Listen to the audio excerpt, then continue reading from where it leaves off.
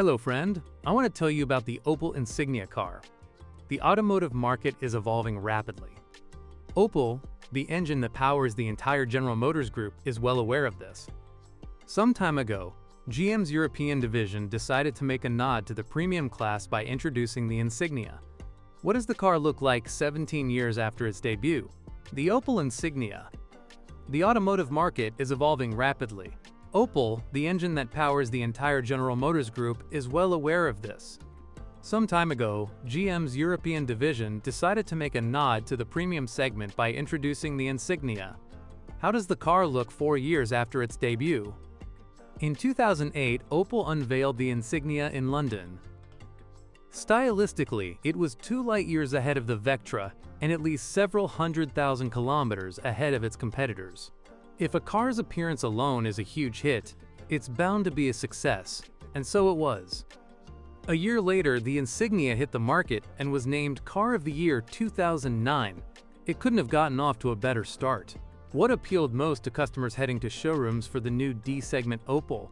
The dynamic styling and body lines, paired with enormous aluminum wheels. The Cosmo and Sport trims came standard with 18-inch wheels. 19 and 20-inch wheels were available, and still are, as the Insignia is still offered as a new model. Several innovative systems have also been added. The car's suspension is very simple, but selected versions feature the Flex Ride system, which allows for variable damping. Pressing the Sport button stiffens the shock absorbers, makes the steering more responsive, illuminates the instruments in red, and in some engines, an overboost function is activated, temporarily increasing torque. The interior trim was also improved. While Opel already offered wood inlays in the Vectra, they looked like cheap kitchen veneers. The Insignia still features various types of plastic, including some of lower quality, but both the interior design and finish are truly impressive. Unfortunately, the amount of space available, especially in the rear seats of the sedan, leaves much to be desired. This is a trade-off for the car's dynamic silhouette. Is it worth it? The Insignia not only looks good but also handles well. The steering is precise, but the slightly sporty suspension settings come at the cost of comfort. If you expect heavenly comfort in this segment, choose the Citroën C5. The previously mentioned nod to the premium class also manifested itself in the car's equipment. The Insignia received modern systems, including a road sign reading system and intelligent AFL headlights developed by Opel in cooperation with Hella. In terms of utility, the Insignia hatchback liftback is the most versatile. The rear hatch opens with a window, making access to the 530 liters of luggage space easier, and with the rear seats folded down, 1,470 liters are available. The sedan version, which looks slightly better and lacks the characteristic rear roof hump, has a trunk capacity of 500 liters, while the Sports Tourer station wagon offers a whopping 540 liters. No car is perfect, and the Insignia is a prime example. Despite its youth, many examples struggle not only with minor issues but also with failures of more advanced components, such as the diesel particulate filter. Under the hood, the car featured relatively modern turbocharged engines. However, there were also older designs, including a 140 horsepower 1.8-liter unit. The Opel Insignia's problem, which affects literally everything, was, is, and always will be its weight.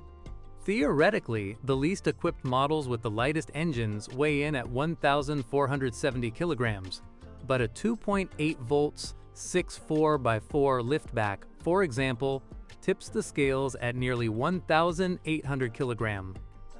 Those seeking the optimal compromise between fuel consumption and performance should opt for the 220 horsepower, now 250 horsepower, 2.0 turbo, 0 to 100 kilometers per hour in under 8 seconds, and a version with all-wheel drive based on a Haldex clutch is available.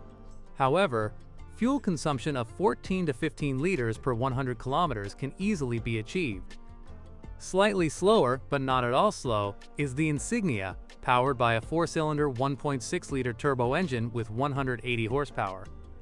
It hits 100 kilometers per hour in 8.9 seconds and has a top speed of 220 kilometers per hour. Of course, Opel offers even less powerful engines, But what's the point of installing a sport button in a car that takes over 10 seconds to accelerate from 0 to 100 kilometers per hour? Previously available in 2 versions, the 2.0 CDTI diesel engine now offers 3. The most recommended option is the 160 horsepower version, which is very popular in Poland and offers decent performance. For the most demanding customers, there's the OPC version, powered by a 2.8-liter V6 engine supported by 2 turbochargers. This unit is also available in road versions, but in those versions, it uses a single turbocharger. It's worth looking for one with a navigation system as it works quite well on the Opel. However, if you're considering buying an Insignia, you need to remember one very important thing. Although, as I mentioned earlier, the Insignia is a nod to the premium class, it's also an Opel, and only an Opel. Thanks for listening. Don't forget to subscribe and rate my video.